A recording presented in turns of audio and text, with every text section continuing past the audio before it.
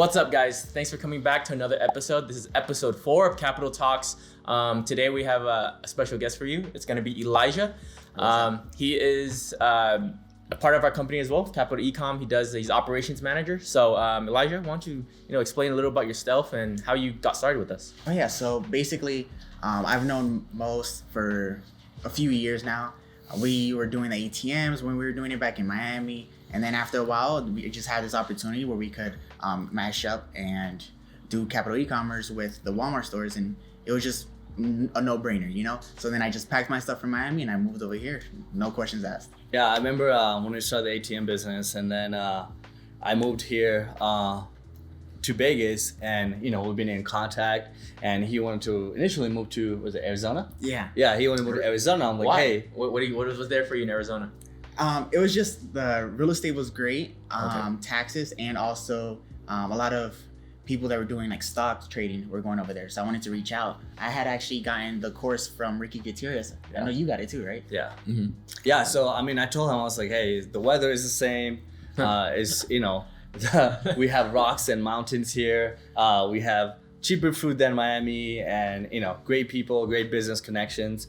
And I was already here, so I was like, hey, why don't you move here? I'll help you make sure you grow. I'll see if you can find a job here. And eventually, when I started my own business here, and then I had a position to fill, and it was everything just came down together. Even though with Jonathan, we went to Korean barbecue. It was crazy that he was visiting, and I met Jonathan with him. Yeah. And it's kind of crazy how everything just connected the dots. And here we are sitting down making an episode 4 for Capital Talk, and we're almost at 7 figures in our business.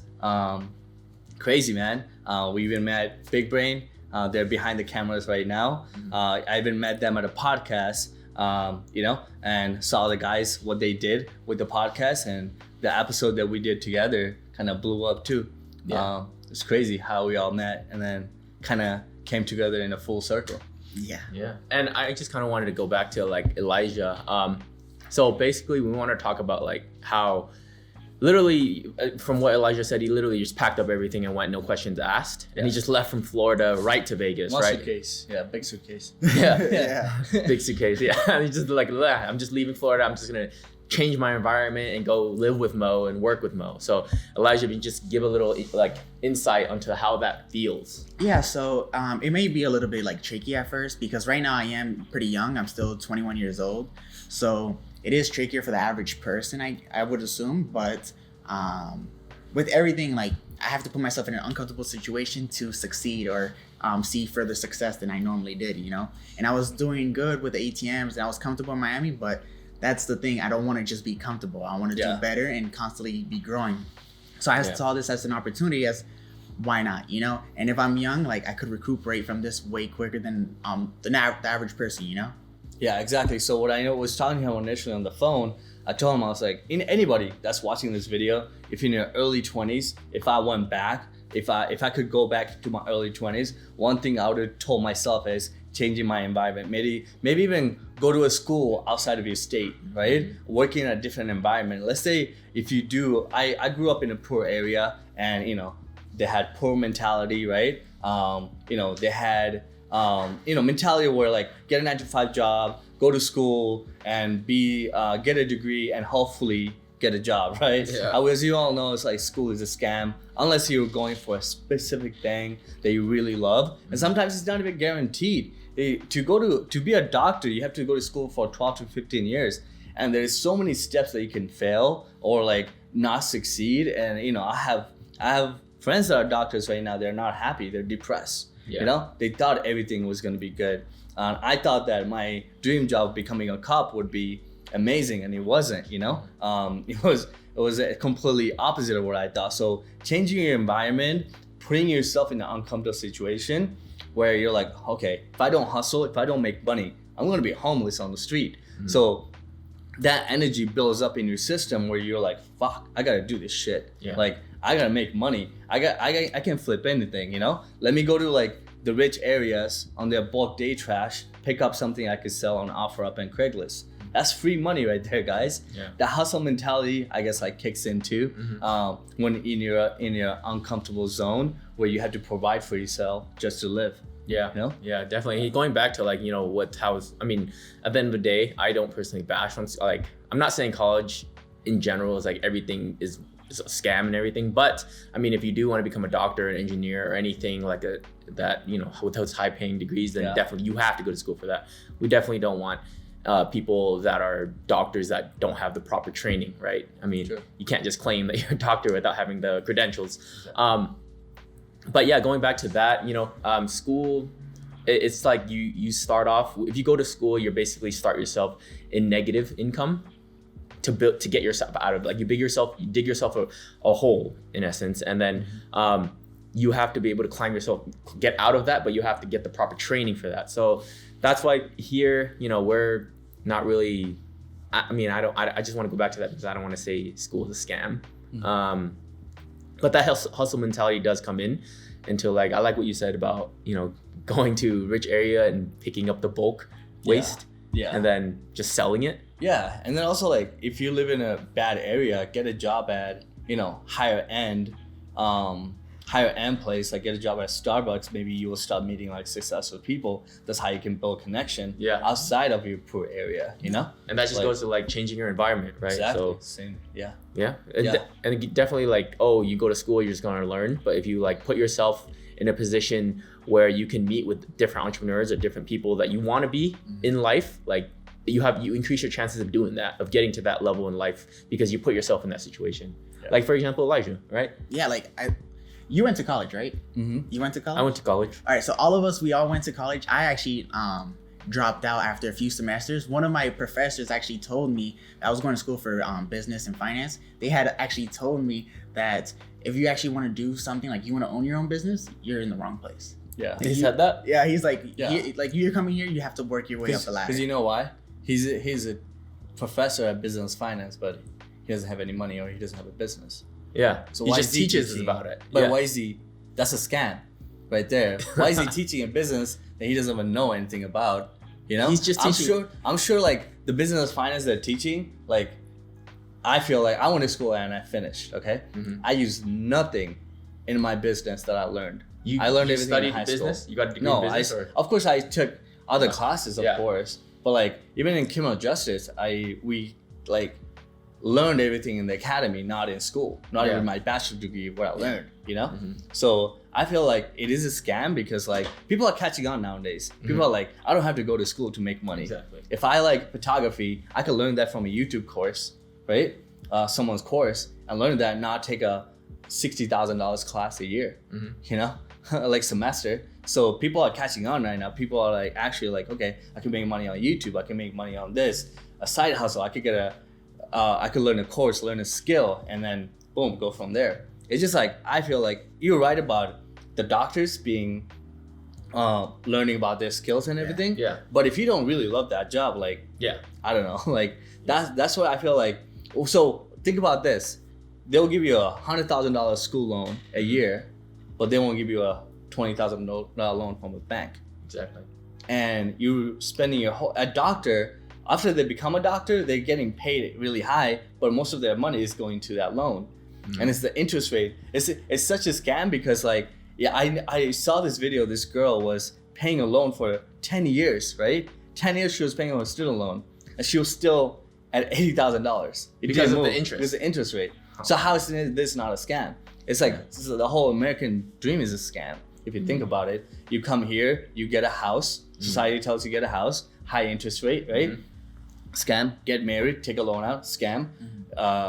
Paying for a car that you can't afford, the BMW Mercedes, and you still living paycheck to paycheck, scam. Yeah. Right? The whole thing is a scam. It's because they want you to be stuck in a system. Yeah. And they don't want you, like, that's why you said banks are very, very wary of giving you that $20,000 business loan, because that gives you a chance to like get out of that, break the system and be free from it. And they don't like that because they want you stuck on those high interest rates, because that's how they make their money. Yeah. The banks are controlling you basically. That's why there's a lot of people that are buying things they couldn't afford. That's what happened in 2008. People couldn't afford their houses when the housing market crashed. So it was just like people were borrowing money they didn't have. That's This basically goes in full circle. You know what I mean? The way I see like college, I see it as like the world's biggest like white labeled course, like but because they're not offering a service that they do themselves. They're offering a service that other people do, but they know knowledge of. But like the teachers that are supposed to be teaching us are teaching from just books. They're not teaching from their own experience. Yeah, you're just paying for a paper that doesn't even mean anything nowadays. Yeah, like so they're outsourcing the work to like teachers. For example, like if I were to get a job at the casino, I could put bachelor's degree at FIU. They don't even ask for a certificate. Yeah. It doesn't mean anything. Yeah. Like literally, it doesn't mean anything. It's honestly just like any job you want to get or any business you want to get into. It's just how you sell yourself. Yeah. Really. And that goes to like what you said about school. Like that just goes to being like basically a school is a big middleman. And transitioning to that, like middlemen, I think we talked about this on other episodes. Like being a middleman in this world makes the most money. And that can translate to like even schools. Yeah, like the teachers are middlemen, but they don't even get paid remotely close to what they pay for the classes. Exactly, because at the end of the day, what a college does is like you pay tuition, right? These students pay tuition, but that tuition goes directly to the colleges, and teachers don't make like referral fees or anything like that. They just get paid a set salary. Exactly.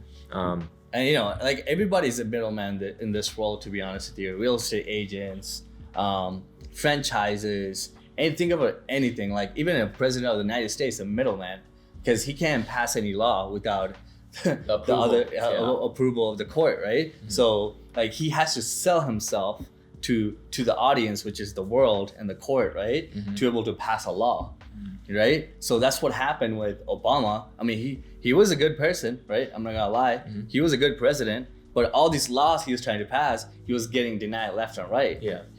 A lot of people say he didn't do anything right or he didn't change anything, but he was, He was trying to. The other parties had majority votes, so he couldn't really change anything. So, when it comes to middleman, there's so much money. We were talking about earlier. When you buy a product from like Alibaba, so there this manufacturer of the product, then it gets handed to as someone who sells on Alibaba. Then that person is selling it to someone on Shopify. The Shopify guys are buying that to get it to the client. To get it to customers, yeah. Yeah. So in that transaction, there's like that money like is two just middlemen. That money's being like three thrown around. Yeah. It's just like there's so many hands that have to be exchanged. The money's being exchanged through so many different hands. Right. And that just goes like, what's another? What happened right now? Recently, if you guys have been watching, like the Suez Canal, that was a huge ship was stuck in the Suez Canal, and it stopped a lot of the global trade worldwide, and just because of one ship, and that just shows the power of like, because at the end of the day, that ship is transporting goods for e-commerce or whatever. So that just shows the power of global trade and e-commerce, basically, right? Yeah, it's crazy, like a situation like that, like. If you think about even COVID, nobody was prepared. So many businesses that went like out of bankrupt, like because they weren't prepared, or people didn't make the right decision when it came to, because they weren't prepared, right? So if you think about it, even if they made the right decision, even they couldn't survive. Especially restaurants, mom and pop shop, like hole in the walls, they didn't make any money. People lost their jobs because they weren't making any money at all. During COVID, I had the ATM stuck at a location. Yeah. ATM making me no money because of COVID, and the owner had gotten arrested. Yeah. Crazy. Yeah, it was a crazy story. Yeah. I mean, it's just that like with middlemen, there's so much money. We're talking about also right now, a lot of people at a young age are making money, like in their early 20s. Back in the days, in my days, back in like 2010, I was living paycheck to paycheck, working at Abercrombie. We didn't have that kind of money. Now, like there's so much knowledge on YouTube. There's creators, there's educators, like creating content to inform others about this business. Like us, we're informing people right now. Hey, like if you can do Walmart yourself, go ahead and do it. We're putting content where you could actually start this business. There's so much research you could do, even with Walmart dropshipping, Amazon dropshipping, Shopify dropshipping. I remember when I invested $3,000 into a course for Amazon back in 2012, there was like, I found more information on YouTube than that course, Oh, you know? So YouTube is like, you know, the next Google for YouTube is literally like, we call it YouTube University. Like anything you want to know, you can literally go on YouTube and you will find it for free. And that just goes into show like how bad you want it, how bad you want to learn something. You can go on YouTube and find it. It's like that goes into the hustle mentality, which is something we also want to talk about. And that can relate to like Elijah, like, oh, you know, you saw the opportunity and you had to hustle your ass off to get here and be like, oh, you left all the businesses that you had in Florida to start new. That hustle mentality goes a long way. Yeah, especially now that technically I'm self-employed, basically only focusing on the business and everything structured business-wise. A lot of the time you guys probably won't see me on camera because I'm doing a lot of the back-end work, but for the most part, this is my only source of income. And obviously, like, since it's my only source of income, it's pushing me against the wall to push even harder and work harder, you know? I left everything like stable I had back home and just came here, flew with no security and just ran with it, knowing that there's a chance of me being a greater person and learning a lot more than I would have just staying and being comfortable. Yeah, definitely. It's just like you put yourself in this situation to succeed. And I heard this thing back then. It was like, someone said this to me, is like, if you put yourself in that situation where your back is against the wall, like you have higher chance to come out swinging because you have nowhere else to go but up. I mean, you put yourself at rock bottom, like where are you gonna go, you know? And that kind of really stuck to me. And it's just like those uncomfortable situations really show you like what you're worth, and it shows you how much you really want it. Yeah, I mean, like if it all comes down to like, you can, like, when you're at your low, you're gonna see your flaws. It's okay to have flaws too, you know? Then you work on those flaws to be a better person, you know? Like, you know, I had an accident. I was really uncomfortable about making these videos, you know? I don't even know how to make videos, you know?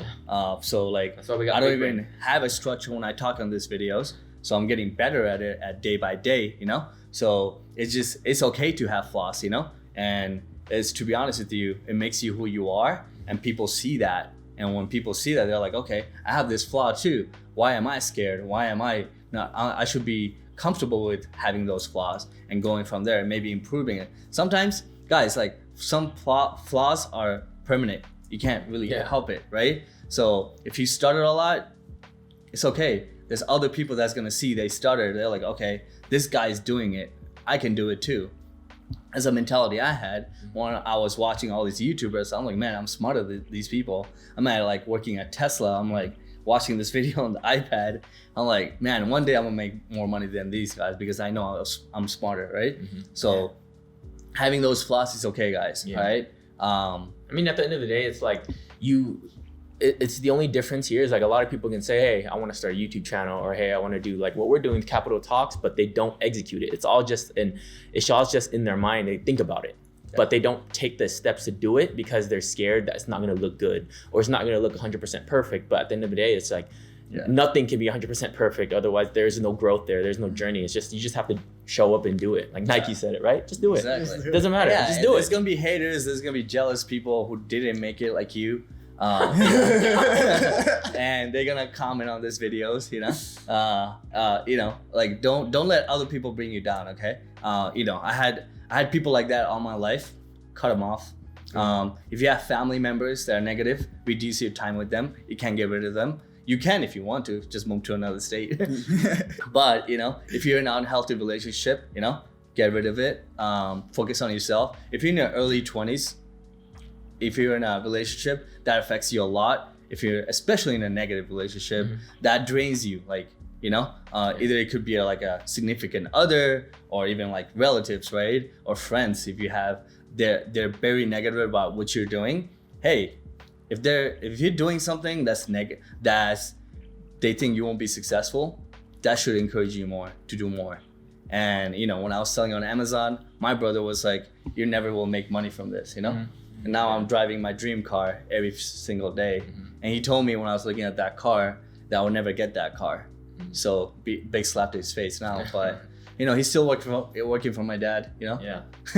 But you know, I'm building a 7-figure company, hopefully 8-figure by next year. Oh, for sure. I mean, like going back to what you said about, there's 20-year-olds, young people nowadays, they have so many opportunities, much more than the older generations. Like the world, like the online world, the rise of the internet opened up this opportunity. There's so many ways to make money nowadays. It's just crazy. Like you were talking about on YouTube, like the most paid YouTuber right now is how old? I think he's 7 years old. He's 7, and all he does is reviews toys. Yeah, reviews toys. And he started at like 4 years old. He started at 4 years old reviewing toys, and he's the most paid YouTuber. Yeah, right and now he's actually like his face is on like a lot of toys that are in like regular markets. I mean, like if a 7-year-old right now can make that much money, like what's stopping you guys? Yeah, I mean, if you're consistent with your content, like there's these big YouTubers. They talk about like how they used to make videos for years, didn't get no attention, and one video like boom, or like it was just consistent videos. Like if you're good at something, just keep making it. Something will hit eventually. It's the same thing with artists. You think the songs you listen to from when they first blew up is their first song? For the most part, they've been singing or rapping or whatever type of music they were in. They were doing that for years and years before, and it just happens that one just hit the algorithm or it hit the market's way better than the rest. TikTok. Yeah. That's it, guys, for this video. So see you guys next time, and let us know, if you have any further things you want us to talk about. We're going to be doing this on a week-to-week basis, just trending topics as well as what's on our mind, how our week's going, any updates with our company. Drop in the comments anything you want us to like talk about. Yeah, and if you want to follow Elijah, we'll drop his Instagram too. See you guys next time. Peace.